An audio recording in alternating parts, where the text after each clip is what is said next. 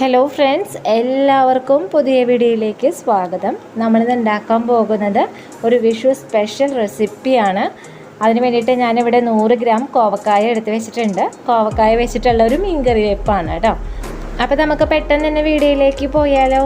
അതിന് മുന്നേ എൻ്റെ ചാനൽ ഇതുവരെ സബ്സ്ക്രൈബ് ചെയ്തിട്ടില്ലെങ്കിൽ സബ്സ്ക്രൈബ് ചെയ്യാനായിട്ട് മറക്കരുത്. അപ്പോൾ ഞാനിപ്പോൾ ഇവിടെ എടുത്തിട്ടുള്ള 100 ഗ്രാം കോവക്കായ നല്ലപോലെ വാഷ് ചെയ്തതിന് ശേഷമാണ് ഇതുപോലെ അരിഞ്ഞെടുത്ത് വെച്ചിട്ടുള്ളത്. ഇതിപ്പോൾ ചെരിച്ചരിഞ്ഞിട്ടാണ് വെച്ചിട്ടുള്ളത്. ആദ്യം കോവക്കായയുടെ മുറിച്ച് വെച്ചിട്ടുള്ള 2 കഷ്ണങ്ങളിൽ ഒരു കഷ്ണം എടുത്തിട്ട് സൈഡ് ചെരിച്ച് ഇങ്ങനെ അരിഞ്ഞെടുക്കുക.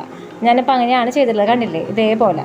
ഇനി ഞങ്ങൾക്ക് ഇതുപോലെ വേണ്ട, വട്ടത്തിൽ അരിയണം എന്നുണ്ടെങ്കിൽ അങ്ങനെ തന്നെ കേട്ടോ. അതൊക്കെ ഓരോരുത്തരുടെ ഇഷ്ടത്തിനനുസരിച്ച് ഞാനിങ്ങനെ ചെയ്തു എന്ന് മാത്രം. അപ്പോൾ നമുക്ക് ഇനി ഇതിലേക്ക് വേണ്ടത് മാങ്ങയാണ്.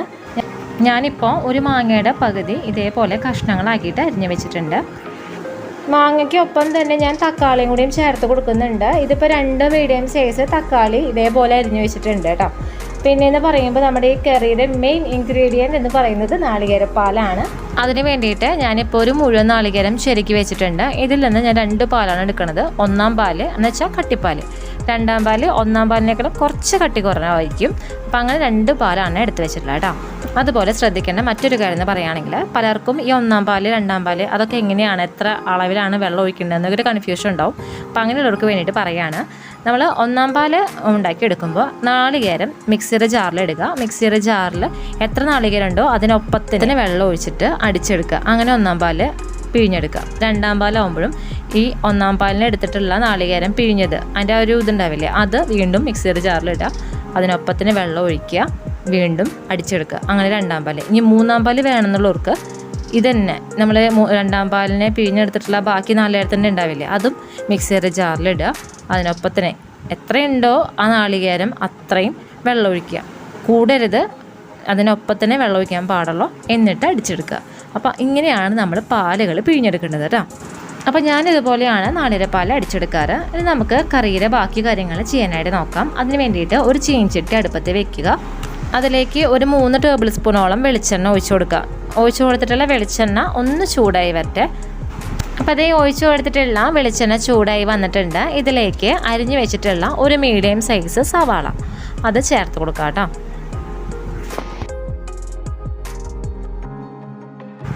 അപ്പോൾ അതേ സവാളയെല്ലാം ചേർത്ത് കൊടുത്തിട്ടുണ്ട്. പിന്നെ ഇതിലേക്ക് ഒരു മീഡിയം സൈസ് ഇഞ്ചി ചതച്ചത്, 5 അല്ലി ചുവന്നുള്ളി ചതച്ചത്, 2 പച്ചമുളക് ഇതും കൂടിയും ചേർത്ത് കൊടുക്കാം. എന്നിട്ടിത് നല്ലപോലെ തുടർച്ചയായിട്ട് ഇളക്കി കൊടുക്കുക. നമ്മൾ ചേർത്ത് കൊടുത്തിട്ടുള്ള സവാളയൊക്കെ നല്ലപോലെ വാടി വരണം. അപ്പോൾ അതുവരെ നമുക്ക് ഇത് ഇളക്കി കൊടുക്കാനായിട്ട് നോക്കാം.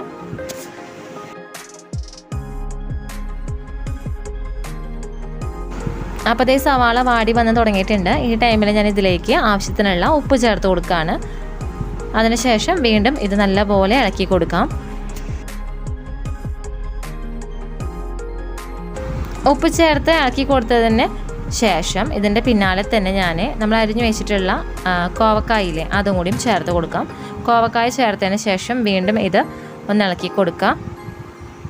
നമ്മൾ ചേർത്ത് കൊടുത്തിട്ടുള്ള കോവക്കായൊക്കെ ഒന്ന് വാടി വരണം. അപ്പോഴത്തേ നമ്മൾ ചേർത്ത് കൊടുത്തിട്ടുള്ള കോവക്കായ പെട്ടെന്ന് തന്നെ വാടി വരാൻ വേണ്ടിയിട്ട് ഞാൻ ലോ ഫ്ലെയിമിലാക്കിയിട്ടുണ്ട്. അതിനുശേഷം നമുക്കിതൊരു മൂടി ഒരു 5 മിനിറ്റ് ഇത് അടച്ച് വെച്ചിട്ട് വേവിക്കാനായിട്ട് നോക്കാം കേട്ടോ.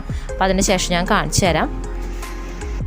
അപ്പോൾ ഇതേ 5 മിനിറ്റിന് ശേഷം തുറന്ന് നോക്കിയപ്പോൾ കോവക്കായ എല്ലാം ഒന്ന് വാടി വന്നിട്ടുണ്ട്. ഈ ടൈമിൽ നമുക്ക് ഇതിലേക്ക് ചേർക്കാനുള്ള പൊടികൾ ചേർക്കാനായിട്ട് നോക്കാം.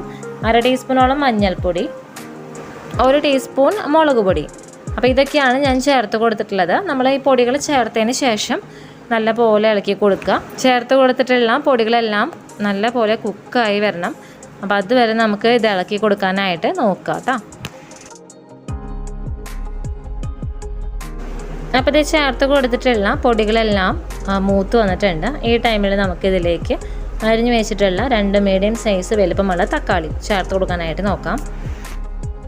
അപ്പോൾ അതേ തക്കാളി ചേർത്ത് കൊടുത്തിട്ടുണ്ട്. തക്കാളി ചേർത്ത് കൊടുത്തതിന് ശേഷം വീണ്ടും ഇത് നല്ലപോലെ ഇളക്കി കൊടുക്കുക.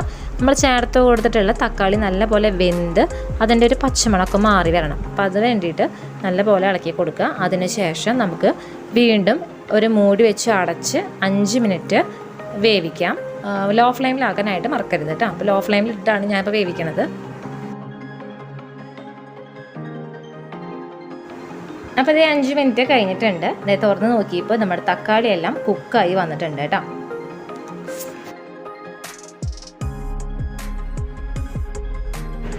ഈ സമയത്ത് നമുക്കിതിലേക്ക് നമ്മൾ അടിച്ചെടുത്തിട്ടുള്ള 2ാം പാൽ ഒഴിച്ചു കൊടുക്കാനായിട്ട് നോക്കാം.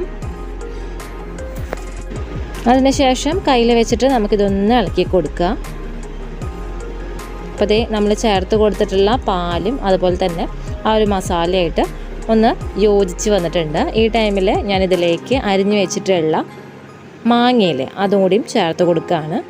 എന്നിട്ടിത് വീണ്ടും ഇളക്കി കൊടുക്കുക. ഈ ടൈമിൽ ചേർത്ത് കൊടുത്തിട്ടുള്ള ഉപ്പിൻ്റെ അളവെല്ലാം കറക്റ്റല്ലേ എന്ന് നോക്കുക. അപ്പോൾ ഞാൻ നോക്കിയപ്പോൾ കറക്റ്റ് തന്നെയാണ്. എങ്ങാനും കുറവാണെങ്കിൽ ചേർത്ത് കൊടുക്കുക കേട്ടോ. ഇനി ചേർത്ത് കൊടുത്തിട്ടുള്ള ഈ 2ാം പാലില്ലേ അതൊന്ന് വറ്റിച്ചെടുക്കണം. അതുപോലെ തന്നെ നമ്മൾ ചേർത്ത് കൊടുത്തിട്ടുള്ള മാങ്ങയെല്ലാം വെന്ത് വരണം. അതിന് വേണ്ടിയിട്ട് ഞാനിപ്പോൾ ഹൈ ഫ്ലെയിമിലിട്ടിട്ട് അടച്ച് വെച്ചിട്ട് വേവിക്കുകയാണ്. അപ്പോൾ അതേ ഞാൻ തുറന്ന് നോക്കിയപ്പോൾ നമ്മൾ ചേർത്ത് കൊടുത്തിട്ടുള്ള 2ാം പാലെല്ലാം വറ്റി വന്നിട്ടുണ്ട്. അതുപോലെ തന്നെ മാങ്ങ കഷ്ണങ്ങളും വെന്ത് വന്നിട്ടുണ്ട്. ഇനി നമുക്ക് ഈ ടൈമിൽ നമ്മൾ അടിച്ചെടുത്ത് വെച്ചിട്ടുള്ള 1ാം പാൽ ചേർക്കാനായിട്ട് നോക്കാം. നമ്മുടെ കറി നല്ല പോലെ തിക്കായി കിട്ടണം. അതിന് വേണ്ടിയിട്ടാണ് ഞാൻ 2ാം പാലിൽ ഒന്ന് വറ്റിച്ചെടുക്കണമെന്ന് പറയുന്നത്. അതുപോലെ തന്നെ നമ്മൾ മാങ്ങ കഷ്ണങ്ങളും വെന്ത് വരണ്ടേ. അപ്പോൾ അതുകൊണ്ടൊക്കെയാണ് കേട്ടോ ഞാൻ വറ്റിച്ചെടുത്തിട്ടുള്ളത്. അതുപോലെ തന്നെ ഞാനിപ്പോൾ ഇട്ടിട്ടുള്ള ഫ്ലെയിം എന്നൊക്കെ പറയുകയാണെങ്കിൽ ഹൈ ഫ്ലെയിമാണ്. ഹൈ ഫ്ലെയിം ആകുമ്പോൾ ശ്രദ്ധിക്കണം, അടി പിടിക്കരുത്. അടി പിടിച്ച കറിയുടെ ടേസ്റ്റ് പോകും. അപ്പോൾ അത് ശ്രദ്ധിച്ചോളൂ കേട്ടോ. അപ്പോൾ ഞാനിതിലേക്ക് 1ാം പാൽ ചേർത്ത് കൊടുത്തിട്ടുണ്ട്. കണ്ടില്ലേ, കുറച്ച് പാലുള്ള കട്ടിപ്പാൽ. ഈ പാൽ ഒഴിച്ച് കഴിഞ്ഞാൽ കൈ വിടാണ്ട് ഇളക്കിക്കൊണ്ടിരിക്കുക.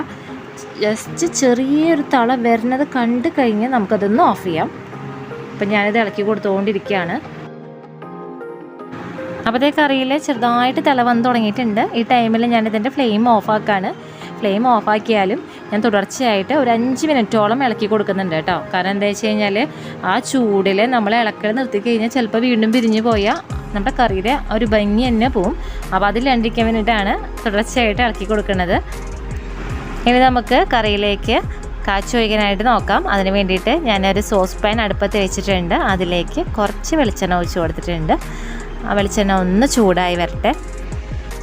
അപ്പോൾ ഇത് ഒഴിച്ച് കൊടുത്തിട്ടുള്ള വെളിച്ചെണ്ണ ചൂടായി വന്നിട്ടുണ്ട്. ഇതിലേക്ക് അരിഞ്ഞ് വെച്ചിട്ടുള്ള ഒരു 15 അല്ലി ചുവന്നുള്ളി, അതുപോലെ തന്നെ കുറച്ച് കറിവേപ്പില അതും കൂടിയും ചേർത്ത് കൊടുത്തിട്ടുണ്ട്. ഇതൊന്ന് മൂത്ത് വരട്ടെ. അതുവരെ നമുക്ക് ഇത് ഇളക്കി കൊടുത്തുകൊണ്ടിരിക്കാം.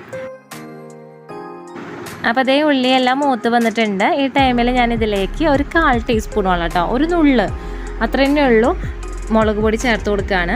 അപ്പോൾ അത് മുളക് പൊടി ചേർത്തതിന് ശേഷം ഇതൊന്ന് ഇളക്കി കൊടുക്കുക. അതിന് ശേഷം നമുക്കിത് കറിയിലേക്ക് ഒഴിച്ച് കൊടുക്കാം. ഇങ്ങനെ ചെയ്യുമ്പോഴേ നമ്മുടെ കറിക്ക് പ്രത്യേക ഒരു ഭംഗിയായിരിക്കും വരിക. അപ്പോൾ അതിന് വേണ്ടിയിട്ടാണ് ഇങ്ങനെ ചെയ്യുന്നത് കേട്ടോ. ഇനി ഇത് കറിയിലേക്ക് ഒഴിച്ച് കൊടുക്കാം. ഞാനിത് മൊത്തത്തിൽ ഒഴിച്ച് കൊടുക്കണില്ല, കുറച്ച് മാറ്റി വയ്ക്കുന്നുണ്ട്. എനിക്ക് ഫോട്ടോ എടുക്കണതിന് ഗാർണിഷിങ്ങിന് വേണ്ടിയിട്ടാണ്. അപ്പോൾ ഇത്രയേ ഉള്ളൂ, നമ്മുടെ കറി ഇവിടെ റെഡി ആയിട്ടുണ്ട്. എല്ലാവരും ഉണ്ടാക്കി നോക്കി നോക്കണം. കഴിക്കാൻ വളരെയധികം ടേസ്റ്റി ആയിട്ടുള്ളൊരു കറിയാണ്. ഈ ഒരു കറി മാത്രം മതി ചോറുണ്ണാനൊക്കെ. അതുപോലെ തന്നെ ഇപ്പോൾ വിഷുവൊക്കെ അല്ലേ വരുന്നത്, വിഷുവിനൊക്കെ ഒഴിച്ചിടാൻ പറ്റാത്ത കറികളിൽ ഒന്നാണ് അല്ലേ മീൻ കറി വെപ്പ്. അതിപ്പോൾ കോവക്കായ ഇട്ട് വെക്കാം, തക്കാളി ഇട്ട് അങ്ങനെയൊക്കെ വെക്കാനായിട്ട് പറ്റും. അപ്പോൾ അതൊക്കെ നിങ്ങളുടെ ഇഷ്ടത്തിനനുസരിച്ച്. പക്ഷേ നിങ്ങൾ ഒരു പ്രാവശ്യം ഇതുവരെ ഇത് ഉണ്ടാക്കി നോക്കിയിട്ടില്ലെങ്കിൽ ഒരു പ്രാവശ്യമെങ്കിലും ഉണ്ടാക്കി നോക്കി നോക്കണം. കാരണം മിസ് ചെയ്യരുത്, അത്രയും നല്ല കറിയാണ് കേട്ടോ. അപ്പോൾ എല്ലാവർക്കും ഈ വീഡിയോ ഇഷ്ടമായെങ്കിൽ ലൈക്ക് ചെയ്യുക, ഷെയർ ചെയ്യുക. അതുപോലെ സബ്സ്ക്രൈബ് ബട്ടൺ അടുത്തുള്ള ബെല്ലൈക്കണിൽ ക്ലിക്ക് ചെയ്യാനായിട്ട് മറക്കരുത്.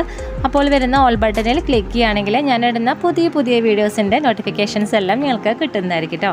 എല്ലാവർക്കും ഈ വീഡിയോ ഇഷ്ടമായെന്ന് വിശ്വസിക്കുന്നു. അതുപോലെ തന്നെ എല്ലാവരും ഉണ്ടാക്കി നോക്കി നോക്കുമെന്ന് പ്രതീക്ഷിക്കുകയാണ്. പുതിയൊരു വീഡിയോ വരുന്നവരെ എല്ലാവർക്കും നന്ദി, നമസ്കാരം.